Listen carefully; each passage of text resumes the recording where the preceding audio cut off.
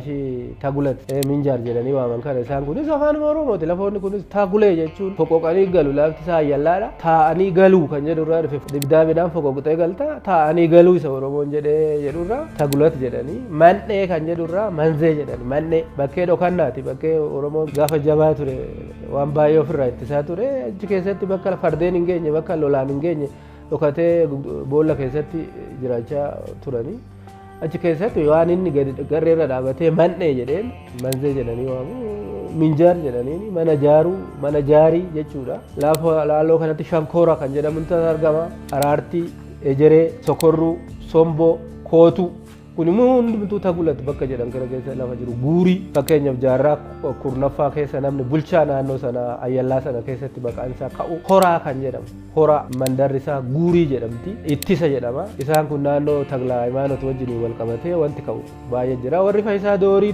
Tulluu jennu kunis jireenyi isaanii naannoo sana guddinaanuu jechuudha kanaafuu amma dhaqee as ga'utti ga'a karaa kanaan warri Oromoon karaa kibbaa dhufeeti karaa Booranaatiin karaa Keeniyaatiin dhufeeti akka waan shawaanuma kana qofarratti dhaabbatee akka waan shawaanumti qofa shawaan daangaa Abisiiniyaa fi daangaa Oromoo yookaan daangaa uummata Oromoo ta'etti kitaaba 100 oltu barreeffamee jira kun hundi dogoggora ture haa ta'uti kitaabni amma yaada kiyya yaada nuti amma dhiyeessaa jirru kanaan wal fakkaatu barreeffameera kitaabni seenaa Oromoo hanga jaarraa 16ffaa jedhuu fi hanga jaarraa 20ffaatti barreeffame kallattiidhaan waan kana sirriitti lafa kaa'ee jira jechuudha barreessee jira inni kun gara kallattiitti deebi'aa jechuudha seenaan sana dura Oromoon karaa kibbaatti ol dhufe karaa maaloo dhufe jedhanii too ittiin saba kana warri seenaarraa dhiiban barreessaa turan Booranatti gad deebifna oo guddate lafti isaanii Boorana jedhanii amma yuutuubiidhaan feesbuukidhaan tiiktookidhaan warra akka Dambaruu namichi jedhamu Dooktor Dambaruu Dambaarraa wayii Ameerikaa taa'ee odeessu akkasumas Shaalaqaa Walda Goorgis moo eenyu Walda Goorgis jedhan namichi uummata Oromoo gaallaadha jedhee har'allee arrabsu seenaa kana barachuu qaba jechuudha uummanni kun rakkateeti malee waan akka kanatti isaan irratti qoosanis hin turre gaafa duraa kunoo mandhee jedhanii mandhee bakka inni kenneef taa'aa turan hundumti isaanii bakka inni hayyameef taa'aa turani kallattii kaabaatti galaana diimarraa kaasee bifuma kanaan yaani itti babal'atanii keessatti toranii hammataadha isaan jedhu egaa guddannaanu hammate hoola ittiin hammatu qabaannanu hammate guddaa isaananu hammate xiqqoon nama nammatu wanni xiqqoon nama nammatu hammataadha jechaati immoo warri hammataa ta'uusaa ibsanii fi isa xiqqeessan isa jalatti diina jalatti isa qabanis kana baruu qabu jechuudha kana ta'ee otoo jiru lafti kun hundi otoo himamu asitti magaala takkitti hafte kanarratti akka waan Gaazaa fi Yerusaalem sana gochuu barbaadu natti fakkaata booda iddoo mormii iddoo wanni gochuu barbaadu natti fakkaata Oromoon fooqii namarraa ijaan qabu hoteela namarraa gatiin qabu waan qabeenya dhuunfarraa gatiin qabu sabni inni seenaa isaa garuu yoomillee har'as nutillee dabarru borus dhaloonni seenaa isaa kana barbaadu ittuma fufa kana waan ta'eef uummanni kun bifa karaa Yaman irraa ka'ee kufaatii mootummaa Saaba warra qatabaa warra jedhaman warra gara gosa torbaatu warra Baabiloonii fi warri Mesopotaabiyaa kanaan wal qabatu warruma Parshaa jennu sana isaan kun egaa itti makamanii wajjumaan jiraachaa booddee mataa irraa hanfatanii Yaman keessatti corroqee naannoo kaaba Itoophiyaa keessattuu Eertiraatti guutuutti corroqee egaa guutuutti corroqes jechuun ni rakkisa amma uummanni kunaamaa jedhamu achuma jira uummanni Iroob jedhanii isaa waaman Iroob kudhaamni uummanni kunaamaa jedhamu kun uummata Oromoo kunaamaa jedhanii waamanii kudhaamadha uummanni kun yeroo baay'ee harka isaarraa morma isaarraa waan akka kudhaamatti fayyadama ammayyuu kudhaama an jedhurraa warra kudhaama hidhatu warra kudhaama egaa duraan waan kudhaamaa hidhataniif qabu ta'a seera gadaa keessatti wantoonni mallattoo adda addaa jira rifeensi mataa namaa mallattoodha irboon harkatti hidhatan irreboor harkatti hidhatan gumeen harkatti kaayatan harka bitaatti kaawwachuu harka mirgaatti kaawwachuun hiika mataa isaa danda'e qaba amma fakkeenya warri Iroob isaan jedhan irroo isaan immoo sibiila hidhatu ammayyuu irree isaanii irratti sibiila guddaa hidhatu isaan kun warra yeroo durii sirna gadaa keessatti warra ajjeesuudhaan beekaman warra duula deemanii waan adda addaa gahee olaanaa saba isaanii keessatti taphatanii badhaasa isaanii kennamu ture isaan kun ammayyuu hin jiru jechuudha amma boora warri isaan jedhan Iroob jedhanii waaman ni jiru jechuudha naannoo Tambeen naannoo karaa Zaalammasaa jedhan kanaan Tambeen achi Eertiraa keessatti sanii wal qabatee amma dhaqee Baarentuu ga'utti ummatuma gurraacha ummatuma kana jiraachaa jira in corroqee jechuudha ummanni kun Isaan kun eenyutu eenyutti dhufee osoo hin taane irra guddaa hin corroqe achitti corroqe. Maaltu corroqe? Aadaa warra Giriik, aadaa warra Roomaa. Speeshaalii karaa amantiitiin warri Giriik hojjetan addunyaa kanarratti ammallee hin dhaabbatin isaan irraa jechuudha. Uummanni kun afaan isaa san dhabe, aadaa isaa san dhabe, seenaa isaa san dhabe achirraa ka'eeti jechuudha. Fakkeenyaaf akkuma duraatiin hin jedhamu abuna eenyu jedhanii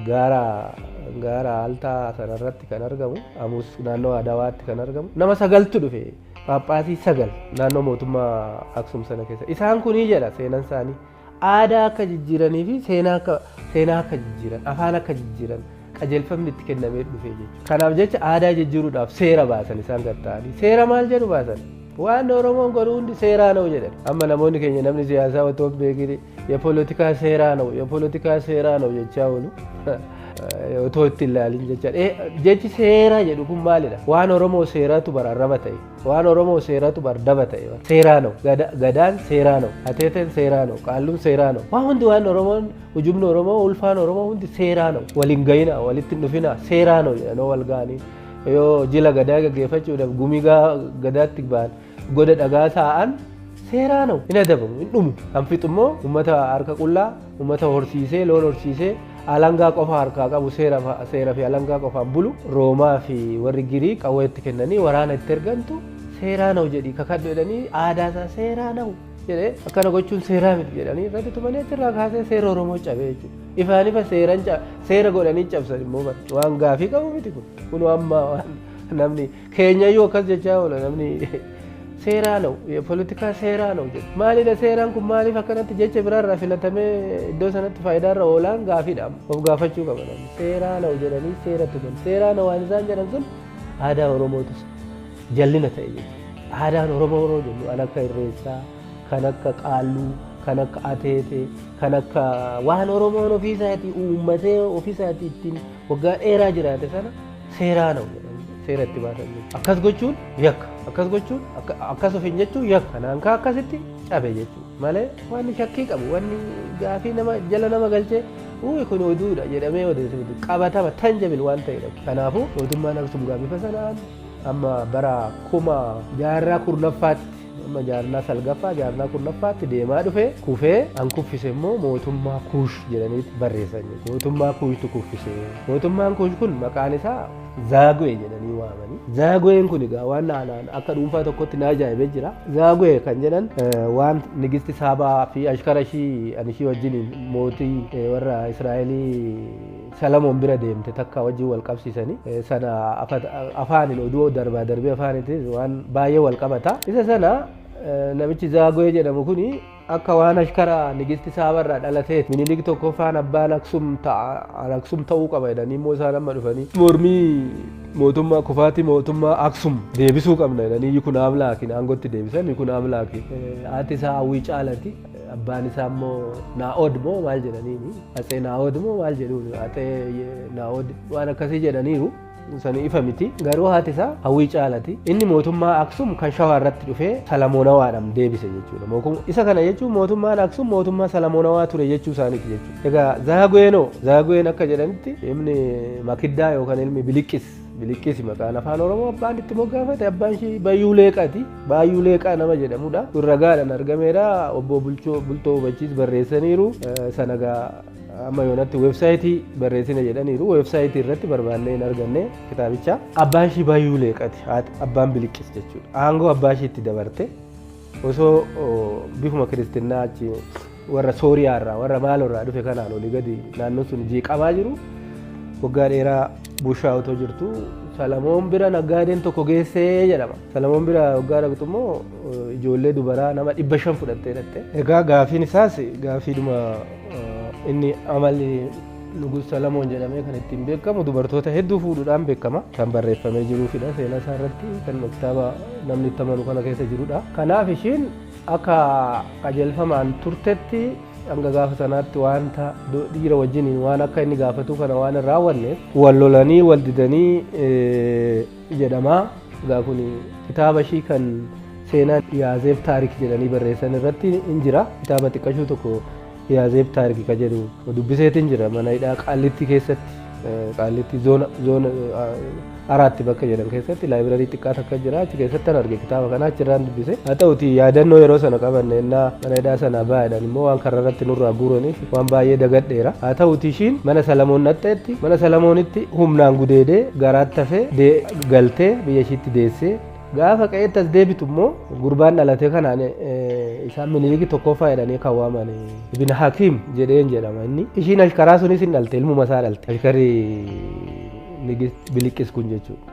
Isaan immoo inni maqaa Zaaguwee jedhutti moggaasee Zaaguwee fi Ibn Hakiim kun kan moggaafame dhaqanii barbaada dhaqanii abbaa isaanii barbaada dhaqanii waan inni dogoggore inni Zaaguwee jedhame inni abbaa isaa beeke immoo mallattoo itti maniin abbaan koo kana jedhee nama baay'ee keessaa adda baafate immoo Ibn Hakiim jedhe beeke jechuudha jedha kitaabicha irratti beeke jechuudha jedhee inni kun immoo Zaaguwee kan jedhame waan abbaanuma argeen haati isaa sirriitti hin gorsine ilma ashkaraatti mastaawotiidhaan fuula isaa laallateet Minilik tokkoffaan jedhan kun yookaan Ibn Hakiim kun abbaan kee nama si fakkaatu nama baay'ee keessatti argite abbaa kooti jedhi jettee gorsite jedha kitaabicha irraa akka sanatti dhaqee abbaa isaa akkuma seera Israa'eliittu ilmatu abbaa barbaaddatee abbaan koo kana jedhee dhaqa malee waliin beekan isaan sanyii ofii baay'isuudhaaf dubartii hedduu fuudhaa turani. Kanaaf jecha inni ilma ashkararraa dhalate Zaaguwee jedhama. Inni kun immoo Ibn Hakiim yookaan immoo Minilik tokkoffaa jedhama. Abbaan isaanii tokkuma jedhan.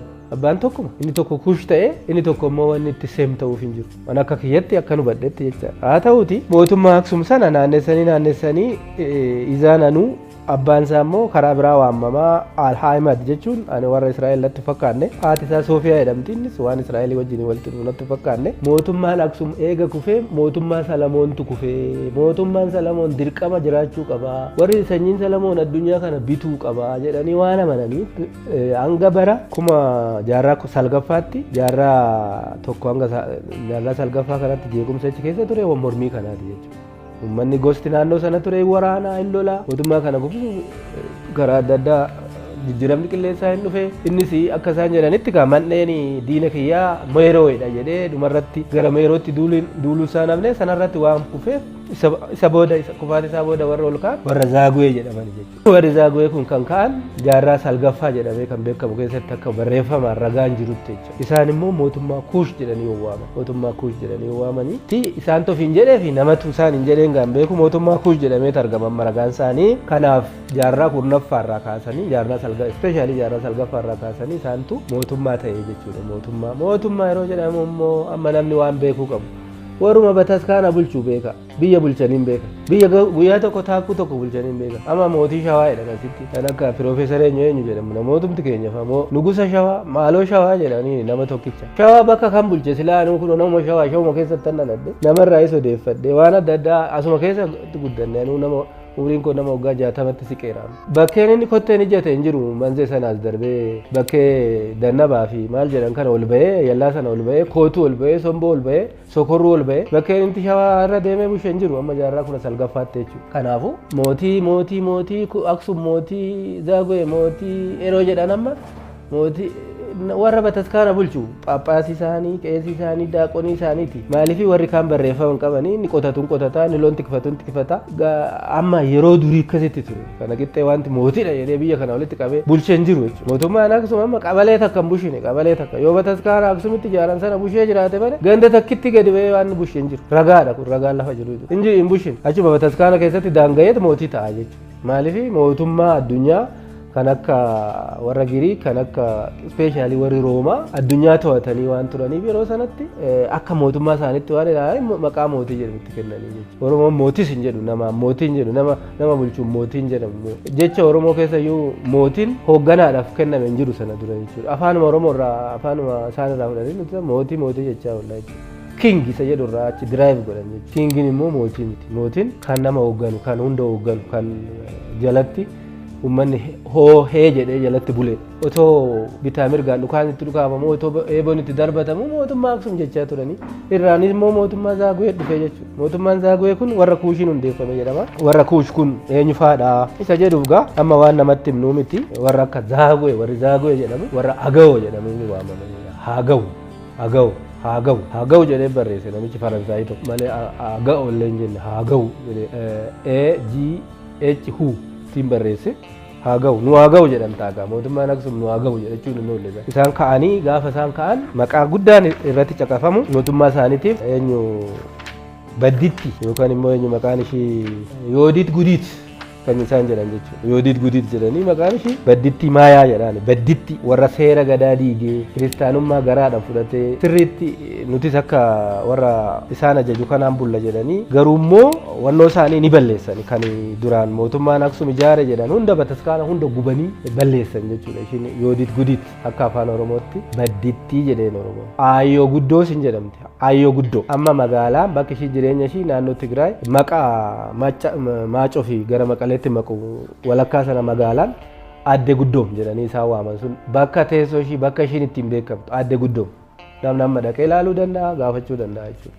Ammayyuu isaanuu Aadde Guddoom jedhama iddoo sana manni ishii iddoon ishiin itti moote bakki isaan ka'an iddoo sana haala kanaan waan bataskaana warri girii olii gad oofaa ture hunda gubdee lafarraa fixxee namoota qeessota isaanii maaloo isaanii gubdee fixxee aangoo bara sanaa kaasanii amma bara waggaa 300 oliif ture gareen kun nama baay'ee waan hammatu egaa meebii isuma nuti Oromoo jennuuf humna godhate sana ta'a waggaa 300 bulchanii isaanan bulchan immoo naannoo Laallibalaa amma jedhamu itti beekamu bal'inaan Laallibalaa bakka amma jedhan kana naannoo Gaashanaa maal jedhanii amma waaman kana naannoo sanatti beekamu achirraa kaasee amma dhaqee gara Gojjamitti naanna'utti lafti isaaniitiin beekama amma kanaaf mootummaan Zaagwee mootummaa Aksum irratti hundeeffame mootummaan Zaagwee kun egaa akkuma duraa isiniin jedhe akka foonitti eenyu akka ta'e namni xiinxaluu danda'a garuu immoo akka beekamutti mootummaa Kuush jedhama. Kuush nuti immoo akka ijjennoo kootitti kuush jechuun Oromoodha jedheera. Kuusarraa dhufe jedheera. Kun immoo ragaa qabuunis amma danda'ametti mirkaneessuu yaalleera. Egaa mootummaa kana keessatti ajajaa waraanaa kan badditti kan Aayyee Guddoo kan immoo isaan maqaa ishii Yoodiit Gudiit jedhan badditti Aayyoo Guddoo baddittiin waan ishiin gadaa diigdeef maqaa baarsatti gadaa sirna gadaatiin hin bulchine ishiin maqaa badduudha kun badditti kana isaantu barreesse waan barreeffamee lafa jirurraa naasaa jira beeka maqaa ishii kun badditti gosti ishii immoo warra maayaa jechuun gosa Oromoo beekamaa gosa Oromoo ogummaa adda addaatiin beekamu turan warra baqaqsee dhibee dhukkuba nama keessaa baasu gaafa jaarraa sana keessa warra opereeshinii geggeessee nama fayyisu warra qoricha baalarraa hidda mukaarraa maalirraa uumanidha isaan afaan argaa dhageettee Oromoo irratti nutti himamaa ture jechuudha. Uummanni maayaa naannoo Walloo kanaan qabatee si gadee karaa amma Affaar karaa Miillee karaa si maal jedhaniin karaa amma Affaaratti cite lafti kun Miillee irraa lafi gadee kana isaantu diriiree jiraachaa ture Walloo irraa kaasee Kombolcha irraa kaasee si gadee kana warra maayaa Boorana Walloo Boorana keessa isaantu jiraachaa ture achirraan Booranaan achitti gaa isaan amma Laallibalaa jedhaniiru. Meebii fiigarii lafa sanaa namni warri beeku ni beeka ta'a naannoo Laallibalaa kanatti teessoo isaanii godhatanii handhuura Laallibalaan maqaan isaa duraan Hiddeessaa ture iddoon sun Hiddeessaa jedhama bakki Laallibalaa kun Rohaa jedhaniiti isaan waan Rohaa fa'aa jedhu maal akka jedhu ishee shammoosee ajaageeddaranii maqaan isaa Hiddeessaa jedhama barreeffamee jira kunis jechuudha warri Zaagwee akka kanatti bara isaanii keessa jijjiirama immoo maal fidanii afaan Giizii fi afaan Oromoo walitti makanii afaan biraa kan dubbatamu walitti makanii afaan Amaarinyaa jedhamu kana uumanii jechuudha. Amaarinyaan bara isaanii uumame afaan Amaarinyaa bara isaanii uumame 1063 bara kana uumame warri amma nuti maaloodha isin eenyudha jedhanii kun afaan kana wajjiniin dhufe sabni kunis afaan kun uumamnaan sabni uumame sabni isa dubbatu maqaa akkasii ofitti maxxanse jechuudha. Diigaan sabuma duraan ture corroqee amantiidhaan corroqee ilaalcha amantiitiin corroqee namumti kanumti gosa tokko ture amantiin gargar ba'ee waan amantii san jalatti ijaaramu addunyaa namarrattu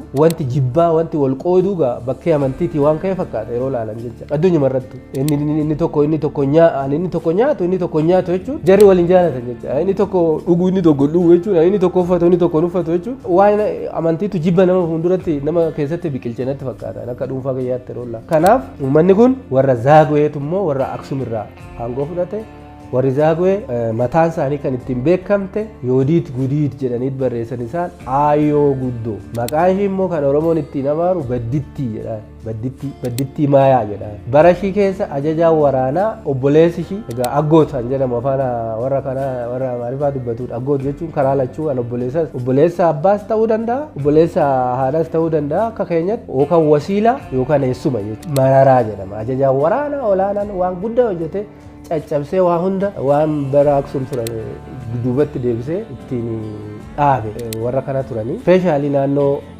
Ayyoo Guddoom jedhamu kanaafi karaa maaliin nama Waldibaa Gadaa jedhani Waldibaa Gadaam jedhanii waamu. Waldibaan kun duraan otoo Yikuna Amlaa achitti Aksum irraa bataskaana paatriyaarkiin Aksum fi Yikuna Amlaa adda ba'anii Tagla Hayimaanot Fayyisaa Doorii Tagla Hayimaanot osoo warra sanarraa adda hin baasin ceegee jedhanii shumanni kennamu Aksum irraa ture. Isa jijjiiruudhaaf Yikuna Amlaa bakkee Waldibaa Gadaam jedhan kana amma isaa. Isa dura otoo inni kanatti Gadaam hin jedhin Waldibaadhuma ture bakki sun Waldibaa jedhama. Waldibaa masana Gadaami jedhanii yookaan Waldibaa Gadaas ta'uu danda'a. Bakka ispeeshaalii akka argaa dhageettii Oromootti bakkee Gadaan shanitti uumameedha iddoon sun jedhama. Bakkee gosti taa'ee diina isatti deemu kana aadaa isaa balleessu kana isa balleessaa jiru kana dhaabuudhaaf jecha Gadaa shanitti Gadaan duraan tokko ture murnaan akka biyyi eeggamu Gadaa shan dhaabe jechuudha. Gadaan dhaabe sun immoo waraana ijaaree waraanni sun Raayyaa jedhama. Waraana ijaaree sana immoo naannoo amma Raayyaa jedhu kaa'ee jechuudha ofirraa ittisuudha. Haala kanaan Oromoon turtee jechuudha. Raayyaan gosaa miti amma. Raayyaa wanti jedhamu gosa miti. Gosti isaanii Ituu, gosti isaanii Marawwaadha, gosti isaanii gosuma Oromoo keessa jiru, gosuma Daamotaati, gosuma Galaani, gosuma Karrayyuuti, gosuma Liibanii. Garuu moyaa isaaniitti Raayyaa kan jedhamu. Gosa keessaa filamee Gadaan shanan teessee gosa keessaa filtee waraana Raayyaa jettee achi keesse amma Raayyaan gootaa jedhama. Goota jedhama ammas gootuma dhugumayyuu gootuma uummanni kuni amma eega dargiiti asii dadhabe baay'ee dadhabsiisanii mataa irraanfatanii dadhabsiisanii aadaa isaas seenaa isaas ofis irraanfatee afaan isaas irraanfatee ijoolleen isaa irra afaan Oromoon dubbattu malee uummatuma gootadha. Gootummaan kun ka'eessaa maddee waan uummata keessaa uummanni wal caala namni wal caala warra wal caalmaa qaban hunduu gosa keessaa filee caalmaadhaan bakkee Waldibaa jedhan kanatti dibamanii iddoo sanatti akka biyya eeganii filamanii taa'anii waan ta'eef isa kana bal'inaan fuulduratti itti deebinee sirriitti tokko mandara keessa deemnee waliin laallaa hordoftoonni keenya waan nu hordoftaniif galatooma. Yaadaa fi yaadannoo keenya